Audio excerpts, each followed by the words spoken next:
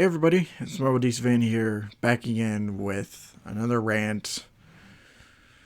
Um, I'm a little out of it today, but I figured since this is happening later on this week, I figured just as the game is now, I figured I should say something about it since I didn't really talk about it before in its own video, but. I've talked about it briefly on the podcast, and it's just I figured something with the news that's come out about it, and the developer comments and stuff. I figured something needs to be said about the state of Marvel's Avengers at the moment, and I figured we'll pretty much go at this piece by piece, because for some stuff it's whatever fans will appreciate. There's a lot of other stuff which kind of grinds my gears, but first let's talk about the fact that it's coming to next gen, which is we've known about it for months. They've delayed it, but now it's coming out this Friday, I think, and hopefully it was worth the wait. It was worth the delay. I haven't really noticed much from the trailers and stuff they've been putting out, so maybe by the time it actually does come out and comparisons are done, maybe it does look better. Whatever. So for those who are on next gen who want to play Avengers, you can do that. And if you have a PS4 or Xbox One copy, you can get a free upgrade for the game. So, it's whatever if you want to do that. I'm sure since I bought the game digitally, I might just go with like the free update anyway. So,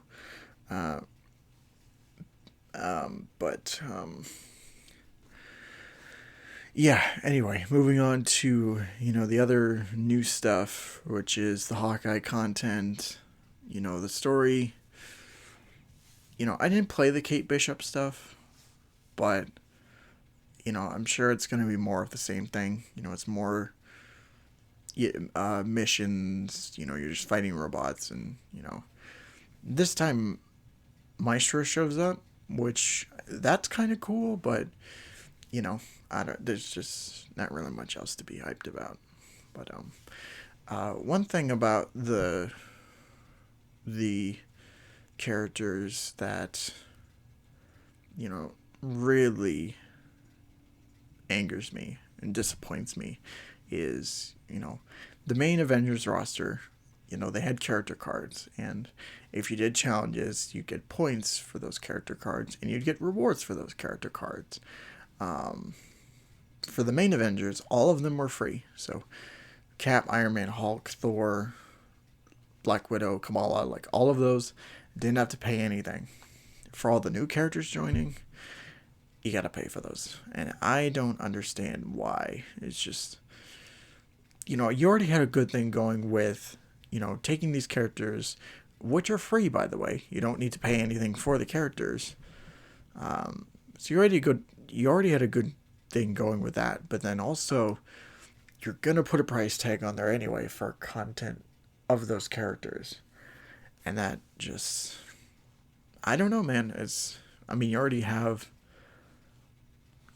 people buying the game, and they already paid $60, which is another thing, is that the game is being discounted to $30, which I appreciate given the state that it's in. That's a plus, but I don't know if it's going to be enough. But yeah, it's just the character card things are unnecessary, like paying for those, especially when you're getting those characters for free. So another thing in terms of content, new content for like the marketplace, it just does not look good.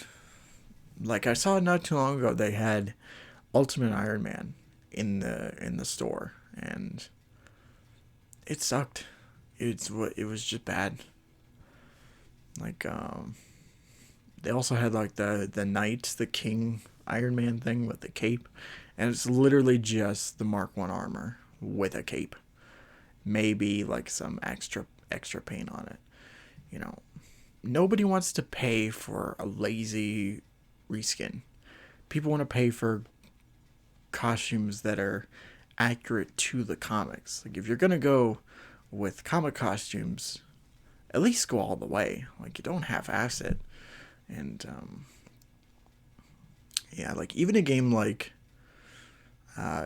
just on the topic of Iron Man, like the Iron Man game from 2008, they had costumes in there, and they were literally one-to-one recreations from the comics. Like there was no like way like they were perfect adaptations, all of them. And for this game, it's just like it's that costume in name only, and like it barely resembles the costume that it's trying to be, and that's disappointing. And also, if you're gonna put costumes in the game, put costumes in that people want to see, like the MCU. You could put the MCU costumes in, and you know that'd be a much better turnaround than just a lazy like paint job over an existing outfit that didn't even look good in the first place. Another thing that really drove me up the wall, and I was ready to come back into playing Avengers again. Like I wanted to play the game again, and then this came out, and it just kind of ruined my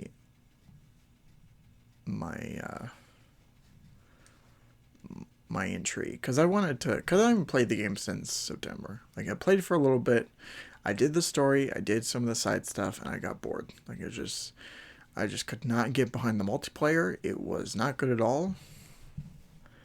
It was bad, really really bad. But you know, they tried to fix a problem that wasn't even a problem at all. Like instead of addressing the actual problems that people have, you're gonna you know decrease people leveling up. You're gonna make it way harder for them and shit like that. Like it's like that fucking pissed me off right there.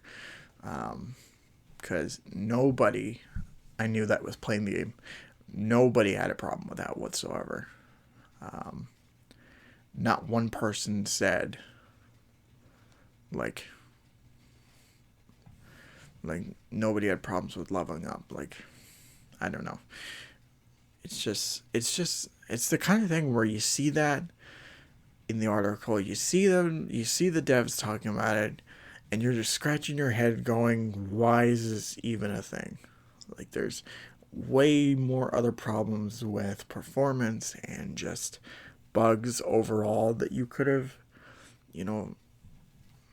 done with, but like that you made an issue out of a non-issue, and yeah, that just killed it for me. Like, so I don't know when I'm gonna be playing the Avengers again. I'm probably gonna do a review of it at some point or another. I just don't know when, but yeah, it's not great.